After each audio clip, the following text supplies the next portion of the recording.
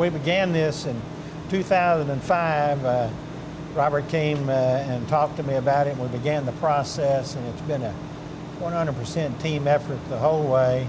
And here we are in 2014, about to unveil it, and a little more than 60 days on the Capitol grounds. And I think it's a heck of an achievement. You've been our leader through it, and we're certainly glad for your help, participation, and your 100% commitment to it. I've seen you do that. Well, thank you, Wayne. It has been a team effort, and when I think about the team that we've had on our committee, and think about you, think about Senator Hinojosa, a decorated Marine who was our Senate sponsor, and that from a political standpoint, it's been a bipartisan effort in both houses. We've had support from the leadership, the governor, the lieutenant governor, the speaker, and Democrats and Republicans, and now we're standing, before one of the figures, the grunt that represents the fighting American that served in Vietnam. And it has been a long time. It has been a struggle at times, but we're very, very close. We've got front end loaders and diggers working over at the Capitol on the site right now. So within a couple of months, this fellow here will be standing tall outside the state capitol. And you mentioned the support we got, but that support would not have been there without the hard work of you and others to gather that support, that bipartisan support. But when we finish, this will be finally an opportunity to tell our brothers welcome home. Absolutely. That's one of the things we did not get is Vietnam veterans returning from service in Vietnam. We did not get the welcome home. That's what this is meant to be. It's meant to be a welcome home to the soldiers and to the families. We're honoring especially the 3,417 Texans who served in our armed forces and lost their lives in Vietnam, with the dog tags being entombed in the monument.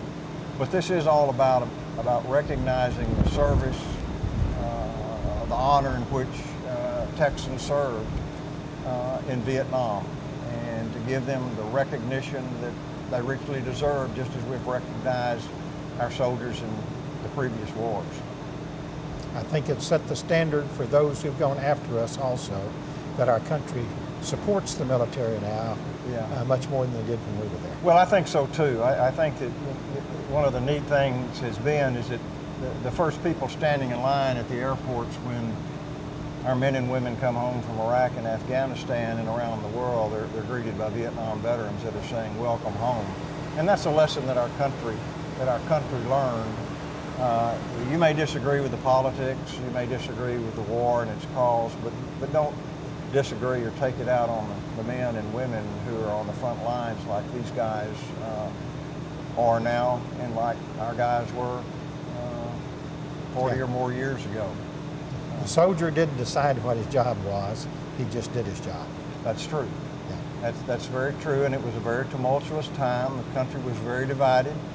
There was a draft going on. Some of us were drafted, some of us volunteered, but once we got to Vietnam, whatever our jobs were, we tried to do it the best we could, just like the greatest generation, just like the doughboys of World War I. We did what our assigned duty was, and we believe we served our country. And I certainly believe that. I certainly believe that too. And at any rate, I think it's a long time in coming. I think it's going to be a great day on March the 29th. I think we're going to have thousands of people there. It's going to be very emotional. We're going to have a beautiful program to honor the vets that are there. And there's, I think, something like 1 million or more visitors who come to the Texas Capitol every year. They'll be able to see this, school children. The other, first that this monument achieves is it's media savvy. You'll be able to take your smartphone and wave it across the little indicator there, and it'll take you direct to the site. You can learn about the war, its history. You can learn about individual soldiers. You can learn about, the grunt here who is standing with the 1,000-yard stare, and the other members of the Dawn Patrol. We've tried to recognize the diversity of those who served. You won't see any insignia on the uniforms because these are designed to represent everyone who served, not a particular division or a particular segment of the military.